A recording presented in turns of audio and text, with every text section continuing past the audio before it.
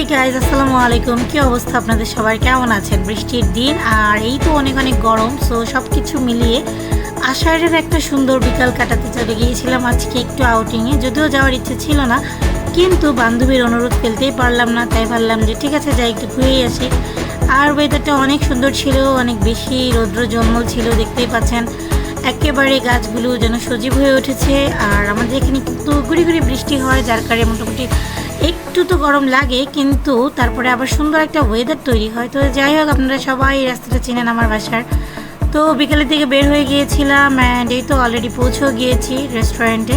এই রেস্টুরেন্টে খুব বেশি দূরে না আমার বাসা থেকে, এখানে আসলে খুব কম আসা হয় আমার, কারণ এখানে অ্যাকচুয়ালি খাবার দাবার বেশি একটা ভালো লাগে না খেতে। বাট ঠিক আছে, র্যান্ডম যদি হ্যাং আউট করতে চাই তাহলে আসলে এটা ছাড়া আর কোনো ওয়ে নাই, কজ র্যান্ডম না করলে অনেক দূরে যেতে হয়। সো দূরে যাওয়ার টাইম আজকে ছিল না। যাই হোক, এখানে এসে আমরা অনেকক্ষণ ধরে আসলে একটু বসেই ছিলাম, স্ন্যাপ নিচ্ছিলাম। অ্যান্ড আমার বান্ধবী বলছিল যে আমার হাতের মেহেদিটা নাকি খুব সুন্দর লাগছে, সো আমি মেহেদি সহকারে একটু স্ন্যাপ নেওয়ার ট্রাই করতেছিলাম। অ্যান্ড আমরা কিন্তু একদম কাউন্টারের সামনেই বসেছিলাম, খাবার অলরেডি অর্ডার দিয়ে ফেলেছিলাম। আমাদের সন্ধ্যা 7টা বেজে গিয়েছিল খাবার অর্ডার দিতে দিতে। সো যাই হোক, অনেকগুলো খাবার অর্ডার দিয়েছি। দেখতে দেখতে দেখুন অলরেডি খাবারগুলো চলেও এসেছে। আজকে আমরা 4টা খাবার অর্ডার দিয়েছিলাম। স্পেশাল বারবিকিউ চিকেন উইংস, এখানে প্রায় 6 পিস ছিল, এটার দাম পড়েছিল 250 টাকা।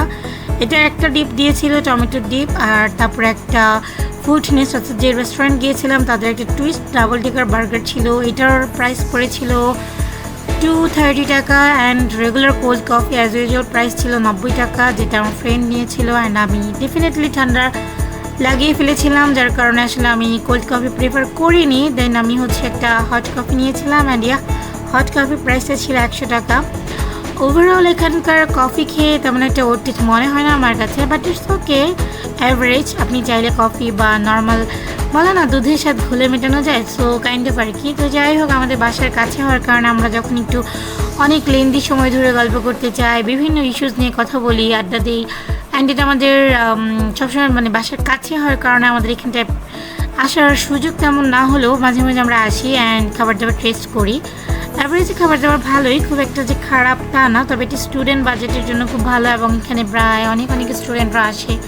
অ্যান্ড এই তো আমরা কাউন্টার সামনেই বসেছিলাম, বললাম সো এটা তাদের কাউন্টার, এখানে গিয়ে আপনাকে অর্ডার দিতে হয়। আর আজকে আমার বান্ধবী বলছিল যে আমি হাতে একটা সুন্দর ব্রেসলেট পরেছি। সো আপনারা ভিডিওটা দেখতে থাকুন আর অবশ্যই লাইক, কমেন্ট অ্যান্ড সাবস্ক্রাইব করে পাশেই থাকুন। Thanks for watching guys.